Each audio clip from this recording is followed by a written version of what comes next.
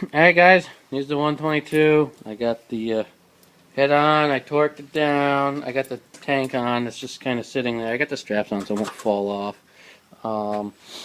I got the elbow on the tractor.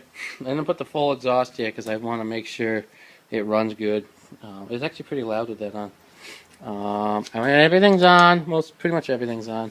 I just want to try it out, drive it around maybe a little bit, see if I fixed my problem. I forgot to hook the choke up, so I just had it running. We will see if it starts. Needs a little bit of throttle. Oh, now you won't start. Really. Oh, there